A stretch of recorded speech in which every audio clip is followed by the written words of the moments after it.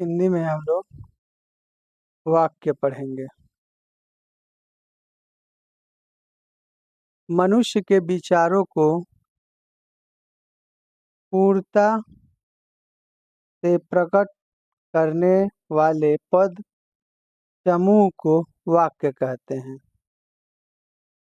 वाक्य सार्थक शब्दों का व्यवस्थित रूप है।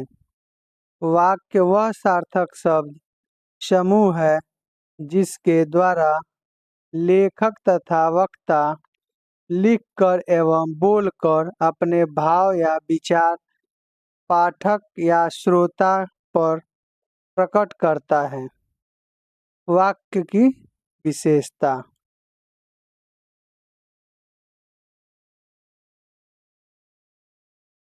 वाक्य वह चीज होती है जिसको हम बोलकर लिखकर अपनी बातों को दूसरे तक पहुंचाते हैं, उसे हम वाक्य कहते हैं। सार्थक शब्दों का जिसका कोई मतलब निकले। वाक्य की विशेषता। वाक्य में स्पष्टता होनी चाहिए। कोई भी शब्द हम बोले उसका कुछ न कुछ अर्थ निकले और जो भी बात कहें वो उसको स्पष्ट रूप से बोले। पाठक या श्रोता के सोए भावों या विचारों को जागृत करने में सार्थक हो। यानी कि हम कोई भी बात अगर कर रहे हैं किसी से तो उसका कोई न कोई अर्थ निकलना चाहिए और उसका कोई न कोई भाव होना चाहिए, ताकि जो सुनने वाला हो उसका विचार विमर्श आराम से समझ सके कि वो अगला कहना क्या चाहता है। वाक्य में शब्दों एवं पदों की तारतम्यता होनी चाहिए। व्यर्थ के पदों व शब्दों का प्रयोग नहीं होना चाहिए। वाक्य में व्यर्थ के पद और शब्द का प्रयोग नहीं करना चाहिए।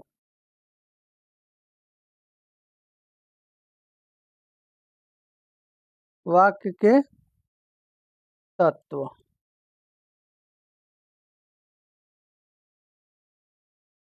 तो तत्व हमारा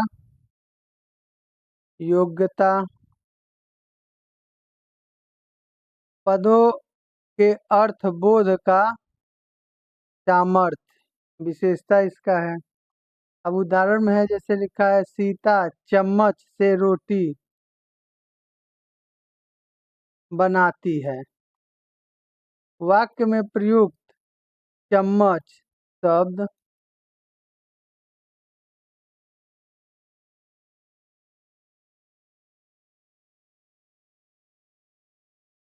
अर्थाभिव्यक्ति में अयोग्य है। इसके स्थान पे हमको किसका प्रयोग करना चाहिए? चिमटा का प्रयोग करना चाहिए। चम्मच से कोई रोटी तो बनाता नहीं है, लेकिन यहाँ इसका कोई मतलब नहीं है। सीता चम्मच से रोटी बनाती है, तो इस चम्मच की जगह हमको चिमटा का प्रयोग करना चाहिए। आकांक्षा इसमें देखा जाए, वाक्य के अर्थ को लेकर किसी प्रकार की जिज्ञासा न हो।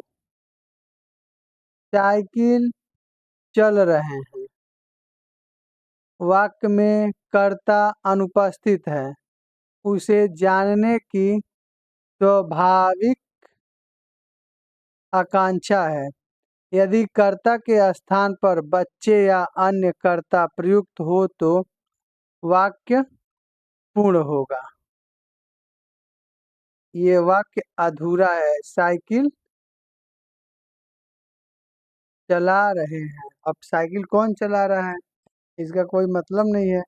तो इसमें कर्ता के स्थान पे बच्चे होने चाहिए या फिर कोई भी कर्ता एक प्रयुक्त हो कि मोहन साइकिल चला रहा है, सोहन साइकिल चला रहा है, तो इसका वाक्य पूर्ण हो जाएगा।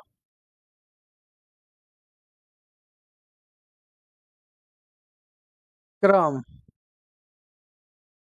वाक्य में प्रयुक्त पदों की उचित क्रम व्यवस्था हो, जैसे पहले कर्ता, फिर कर्म और फिर क्रिया हो।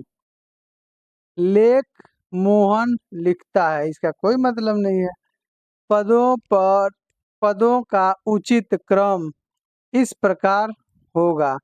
मोहन लेख लिखता है, ये हमारा शुद्ध वाक्य है। अब लेख मोहन लिखता है तो ये हमारा अशुद्ध वाक्य हो जाएगा।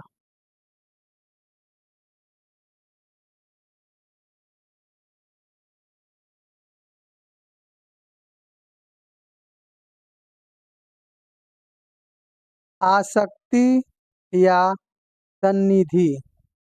वाक्य के पदों में उचित दूरी हो। मैं पुस्तक पढ़ता हूँ। पदों की अति निकटता है, निकटता। जैसे मैं पुस्तक पढ़ता हूँ, पदों की अति दूरी। मैं पुस्तक पढ़ता हूँ, पदों की उचित दूरी।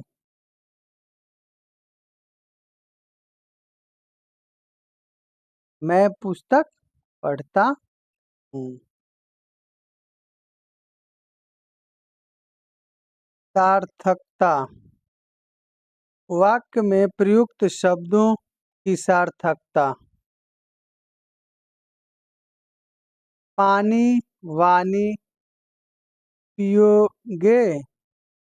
वाक्य में प्रयुक्त वाणी शब्द निरर्थक है, इसका प्रयोग उचित नहीं है।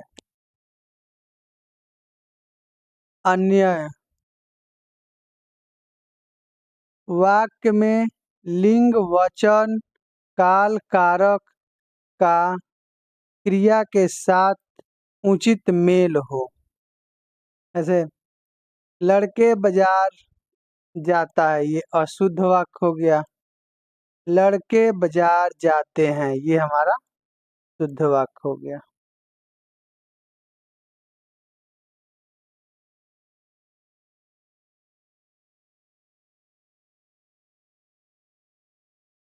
वाक्य के अंग।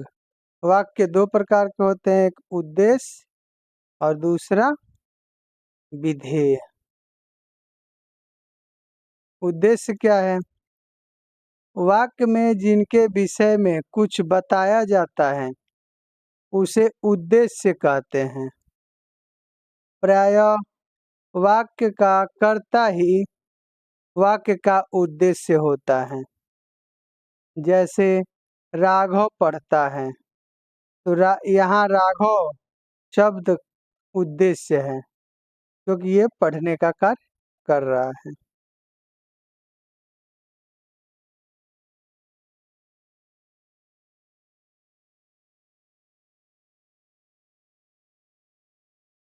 उद्देश्य के विभिन्न रूप।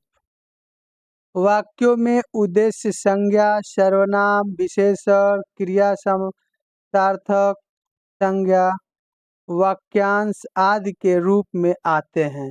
जैसे संज्ञा हमारा है, मोहन किताब पढ़ता है, तो मोहन हमारा क्या हो जाएगा? कर्ता।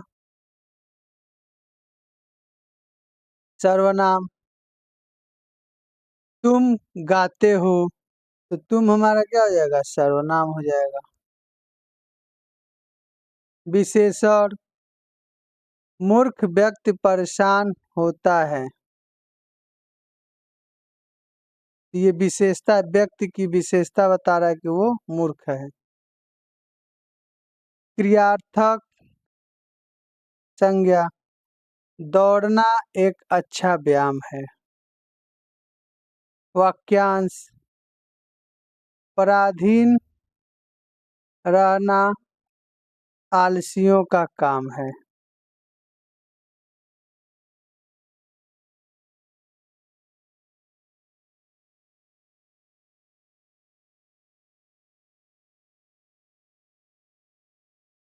उद्देश्य का विस्तार।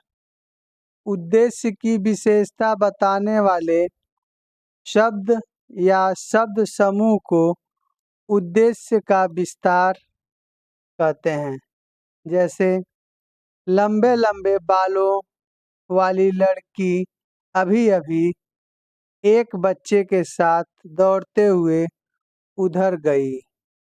इसमें इसका उद्देश्य बता रहा है कि एक लंबे लंबे बाल वाली लड़की एक बच्चे के साथ दौड़ती हुई उधर गई। उपयुक्त वाक्य में लंबे लंबे बालों वाली एक लड़की उद्देश्य का विस्तार है। इस वाक्य में लंबे लंबे बालों वाली एक लड़की का विशेषण है। उद्देश्य के विस्तार शब्द विशेषण संबंध कारक सर्वनामिक विशेषण वाक्यांश आदि होते हैं।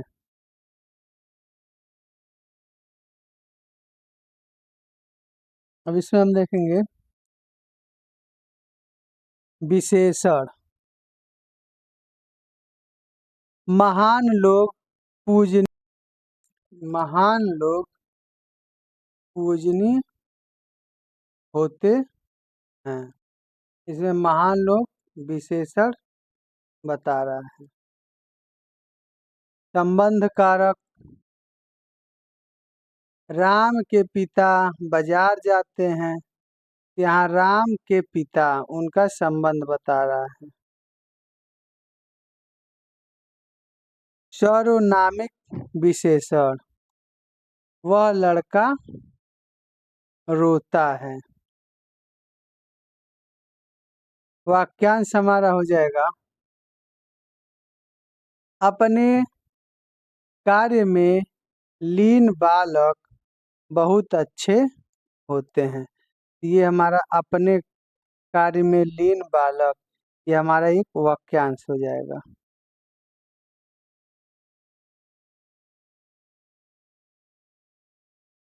विधेय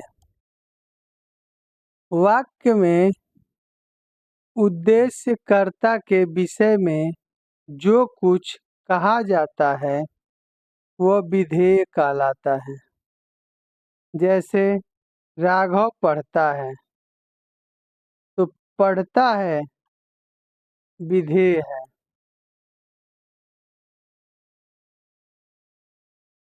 विधेय का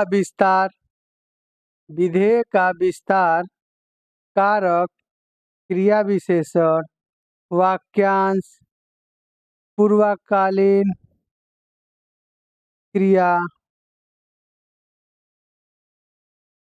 क्रियाबोधक कर्म के द्वारा किया जाता है। जैसे कारक है वह साइकिल से गया। कारक क्रिया विशेषण मैं धीरे धीरे पढ़ता हूँ। वाक्यांश मोहन 8 बजे के बाद ही जाता है। पूर्वकालिक क्रिया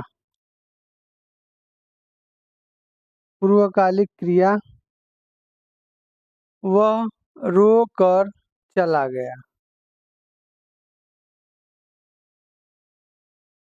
क्रियाबोधक गाड़ी पों पों करती हुई निकल गई।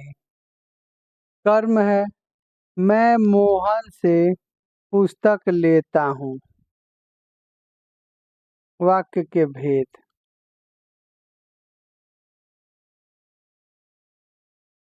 वाक्य के 2 भेद होते हैं। एक रचना के आधार पे, दूसरा अर्थ के आधार पे। रचना के आधार पे वाक्य के भेद वाक्य के 3 भेद होते हैं। रचना के आधार पे सरल वाक्य, मिश्र या मिश्रित वाक्य, संयुक्त वाक्य। अब सरल वाक्य क्या है?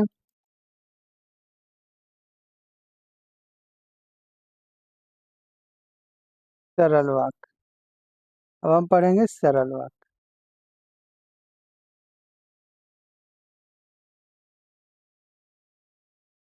जिन वाक्य में एक मुख्य क्रिया होती है वह एक कर्ता होता है उसे सरल या साधारण वाक्य कहते हैं। मतलब ऐसा वाक्य जिसमें एक मुख्य क्रिया हो और तथा एक ही उसका कर्ता हो उसे हम सरल या साधारण वाक्य कहते हैं। इनमें एक उद्देश्य और एक विधेय रहते हैं। इसमें उद्देश्य भी एक ही रहेगा और विधेय भी एक ही रहेगा सरल वाक्य में। जैसे राघव गाता है तो इसमें एक हमारा गाता मुख्य क्रिया और राघव क्या है, एक कर्ता है। ये हमारा सरल वाक्य है। इस वाक्य में एक उद्देश्य राघव को उद्देश्य और क्रिया विधेय यानी कि गाता, यह एक सरल वाक्य है। दूसरा मिश्र या मिश्रित वाक्य।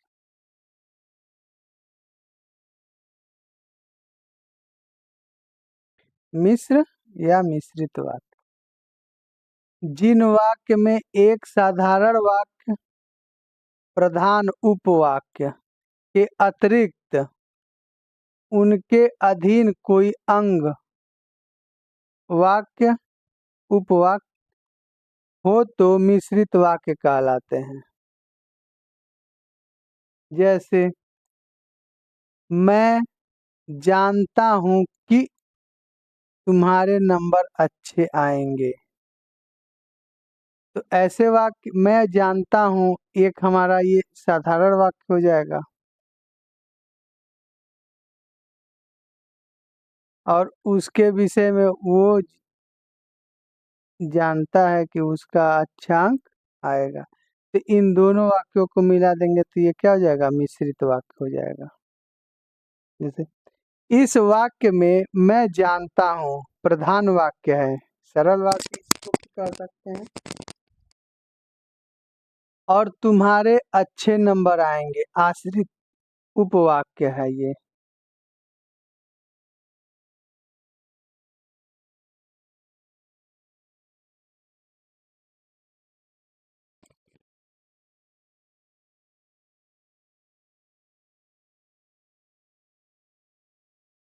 नोट में देखिए,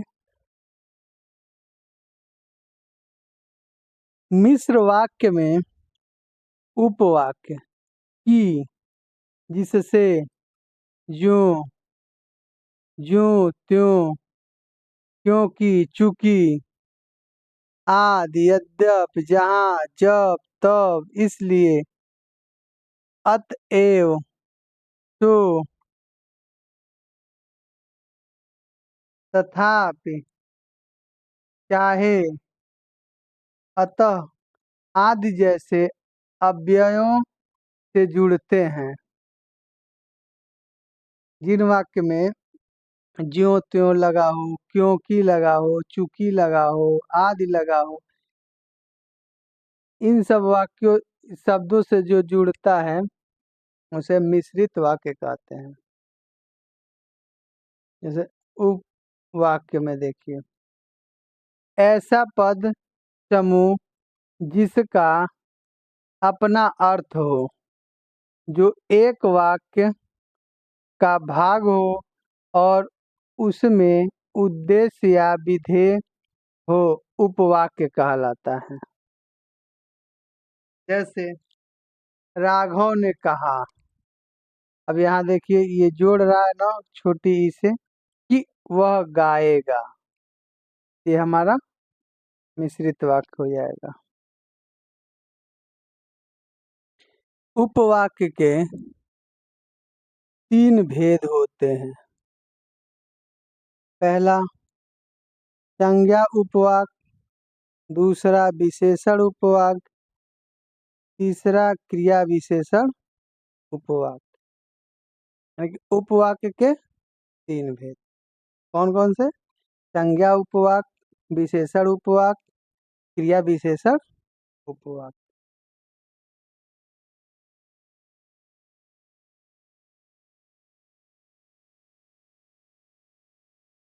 संज्ञा उपवाक्य क्या है? जो आश्रित उपवाक्त संज्ञा की तरह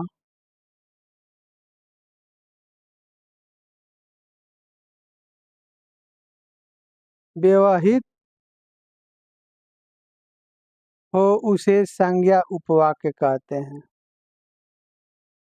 संज्ञा उपवाक्य की पहचान यह है कि इस उपवाक्य के पूर्व की होती है, जिसमें ऐसे वाक्य संज्ञा उपवाक्य होते हैं जिसमें छोटी ई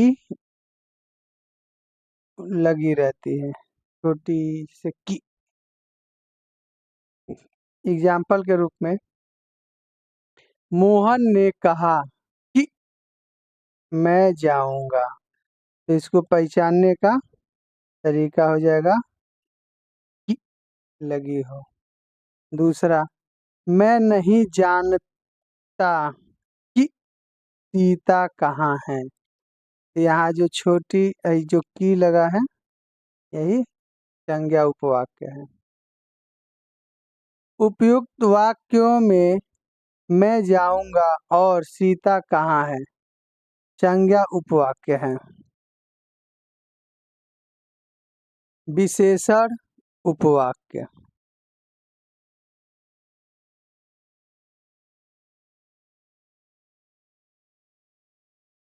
विशेषण उपवाक्य जो आश्रित उपवाक्य विशेषण की तरह व्यवहारतन हो उसे विशेषण उपवाक्य कहते हैं। विशेषण उपवाक्य के पूर्व जो, जैसा, जितना आदि इत्यादि शब्द का प्रयोग होता है। यथा मैंने केवल वह पुस्तक पढ़ा जो पतली थी, इसमें लगा है जो। पहचानने का तरीका हो जाएगा जो लगा हो, जैसे लगा, जैसा लगा हो, जितना लगा हो, ये हमारा विशेषण उपवाक्य है। जैसे वह आदमी जो कल आया था आज भी आया है, यहाँ जो, जो कल आया था विशेषण उपवाक्य है। तीसरा हमारा क्रिया विशेषण उपवाक्य।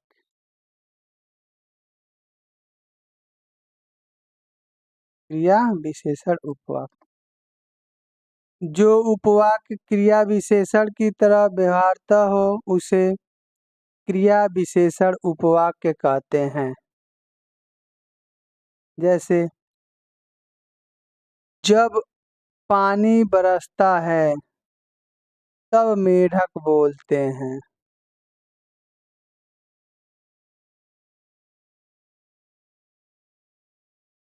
ज्यों ही मैं गया त्यों ही ट्रेन चली गई। उपयुक्त वाक्य में जब पानी बरसता है,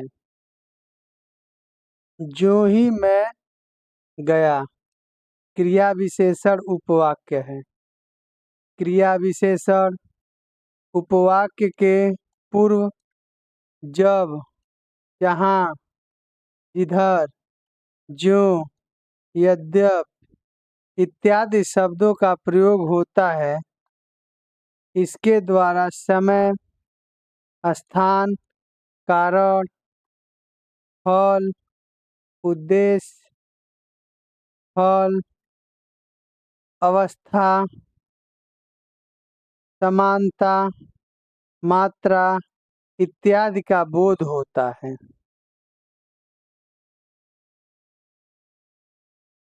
संयुक्त वाक्य।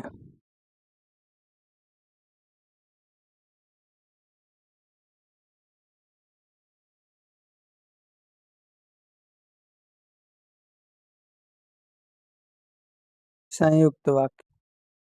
जिन वाक्य में साधारण अथवा मिश्र वाक्यों का मेल संयोजक अवयवों द्वारा होता है उसे संयुक्त वाक्य कहते हैं।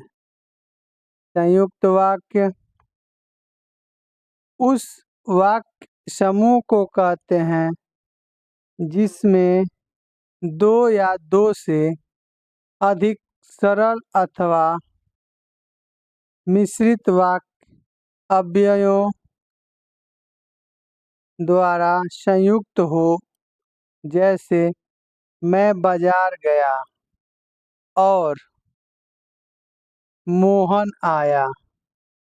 इस वाक्य में दो सरल वाक्यों को जोड़ने वाला संयोजक और है।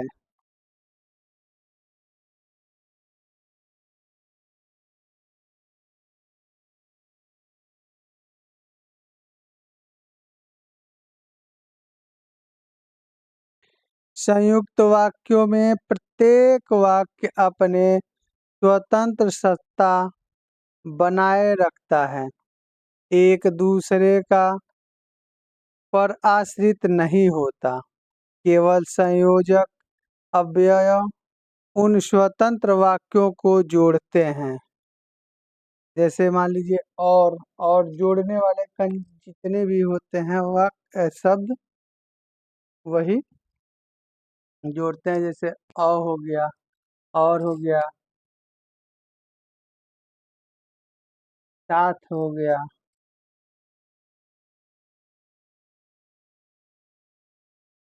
अर्थ के आधार पर वाक्य के भेद।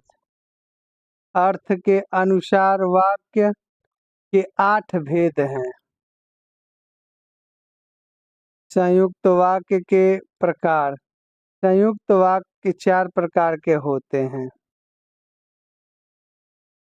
संयुक्त वाक्य के 4 प्रकार होते हैं। पहला संयोजक, दूसरा विभाजक या विरोध सूचक, तीसरा विकल्प सूचक, चौथा परिणाम बोधक। संयुक्त वाक्य के 4 प्रकार के होते हैं।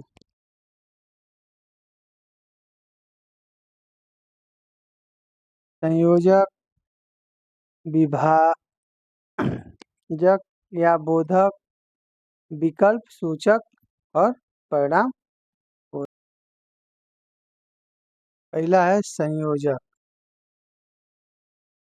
जब एक साधारण वाक्य दूसरे साधारण वाक्य या मिश्रित वाक्य से संयोजक अवयव के द्वारा जुड़ा हो, जैसे मोहन पढ़ा और सीता लिखी। ये जो और है ये संयोजक वाक्य है, संयोजक है, जोड़ने का कार्य कर रहा है। रमेश गया और राधा आई। सोनू गया और मोनू ने डांस किया। दूसरा है विभाजक। जब साधारण या मिश्र वाक्यों का परस्पर विरोध का संबंध रहता है। विनोद परिश्रम तो बहुत किया पर पास नहीं हुआ। ये एक दूसरे का विरोध कर रहे हैं। वो अगला मेहनत किया पर क्या हुआ, पास नहीं हुआ।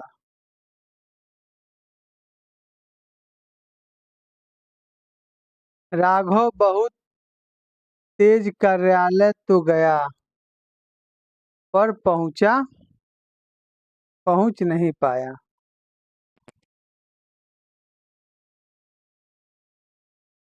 तीसरा विकल्प सूचक। जब दो बातों में से किसी एक बात को स्वीकार करना होता है, जैसे या तो स्कूल जाओ या काम करो, इन दोनों में से कोई एक चूजना रहेगा, तो ये हमारा विकल्प सूचक है। या तो खेलो या पढ़ाई करो, या तो गाओ या नृत्य करो। लास्ट हमारा परिणाम बोधक।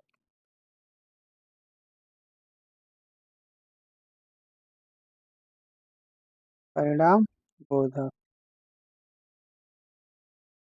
जब एक साधारण वाक्य दूसरे साधारण या मिश्र वाक्य का परिणाम बताता है, जैसे रास्ते में बहुत तेज धूप है इसीलिए मैं नहीं आ सका।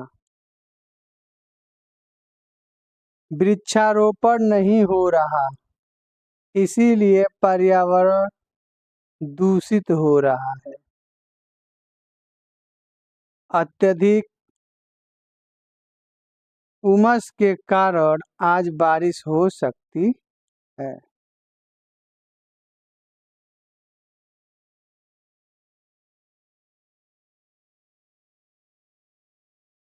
अर्थ के आधार पर वाक्य का भेद। अर्थ के आधार पर हम बताए थे वाक्य 8 प्रकार के होते हैं। विधिवाचक वाक्य, निषेधवाचक वाक्य, आज्ञावाचक वाक्य, प्रश्नवाचक वाक्य, विस्मयावाचक वाक्य, संदेहवाचक वाक्य, इच्छावाचक वाक्य, संकेतवाचक वाक्य।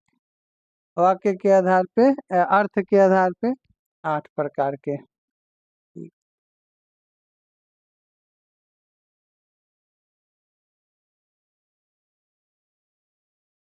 पहला पढ़ेंगे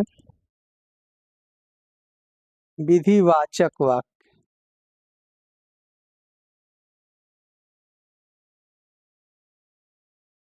विधिवाचक वाक्य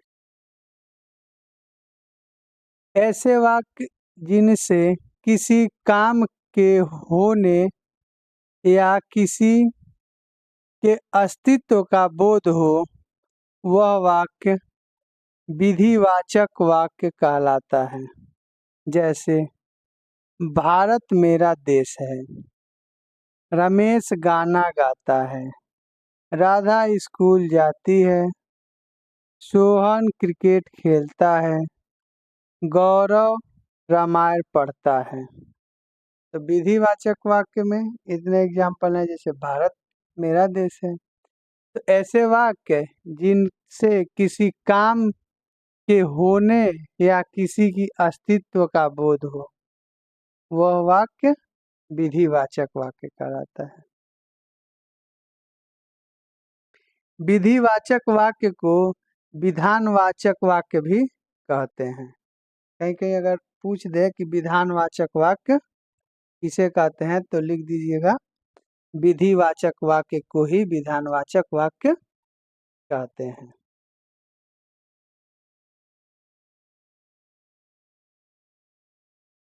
दूसरा है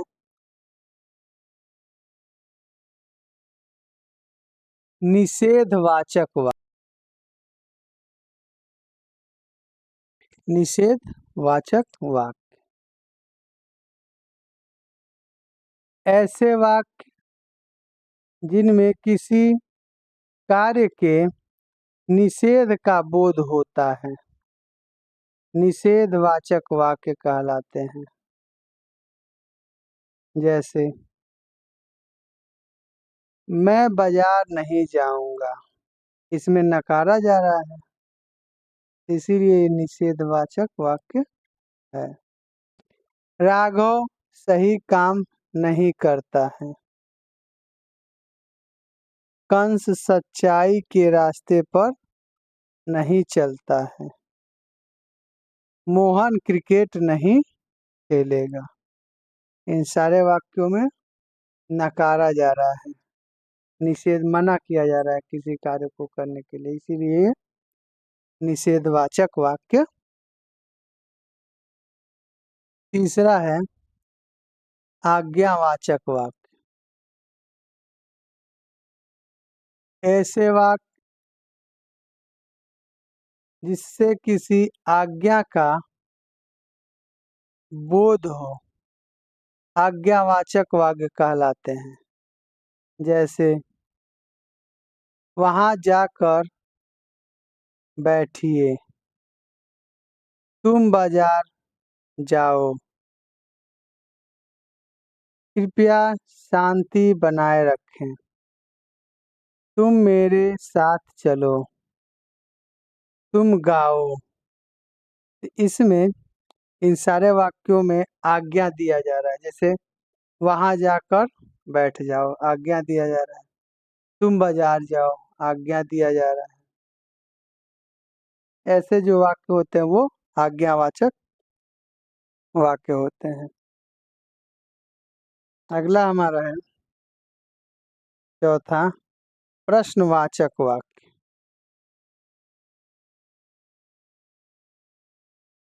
प्रश्नवाचक वाक्य ऐसे वाक्य जिससे किसी प्रकार के प्रश्न पूछे जाने का बोध हो, उसे प्रश्नवाचक वाक्य कहते हैं। जैसे तुम कहाँ जा रहे हो, क्या तुम पढ़ोगे, तुम किस कक्षा में पढ़ती हो, तुम क्या खाओगे, सलीम कब आएगा। तो इन सारे वाक्यों में प्रश्न पूछा जा रहा है, जिसे कहाँ, क्या, किस, क्या, कब, ये सारे जो भी हैं सब प्रश्नवाचक शब्द हैं। तो जिन वाक्यों में हमको प्रश्न पूछा जाता है उन वाक्यों को प्रश्नवाचक वाक्य कहते हैं। पांचवा है विस्मय वाचक वाक्य।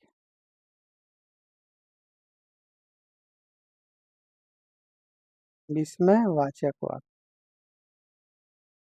ऐसे वाक्य जिससे किसी आश्चर्य, दुख या सुख का बोध हो, विस्मय वाचक वाक्य कहलाते हैं। जैसे अरे तुम कहाँ गए, शाबाश तुम जीत गए, ओह मैं फेल हो गया, बल्ले हम पास हो गए, अरे मोहन गिर गया। ऐसे वाक्य जिसमें विस्मय बोध, विस्मय शब्द लगा हो, जैसे अरे, शाबाश, ओह। इसमें अरे के बाद विस्मय बोधक चिन्ह ऐसे लगा हो, शाबाश के बाद ये विस्मय बोधक चिन्ह लगा हो, ऐसे वाक्य हमारे विस्मय वाचक वाक्य कहलाते हैं। छठवां है संदेहवाचक वाक्य।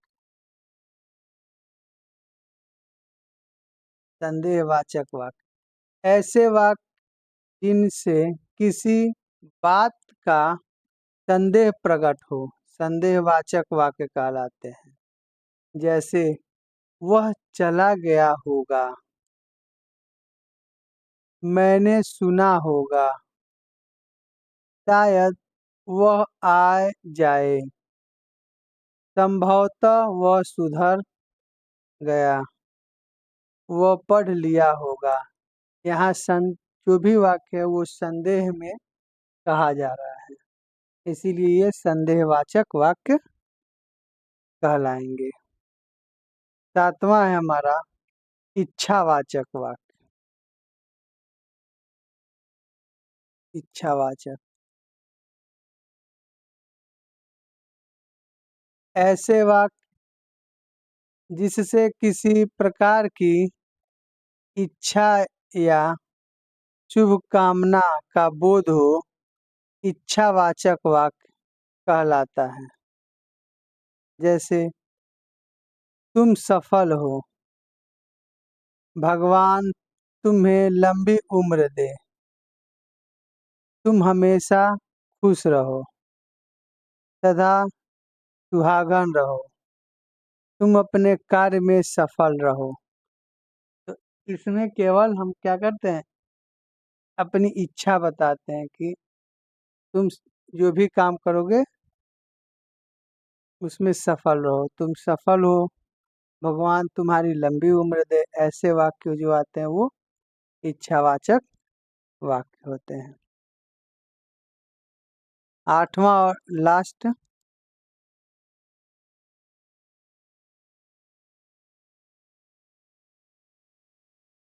संकेतवाचक वाक्य, जिसमें इशारा किया जाता है।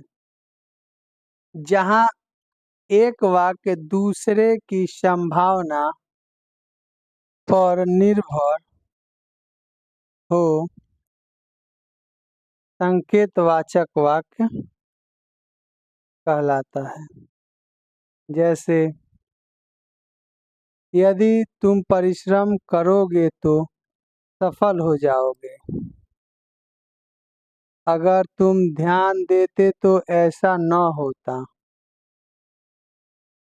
अगर तुम जल्दी उठोगे तो स्वस्थ रहोगे,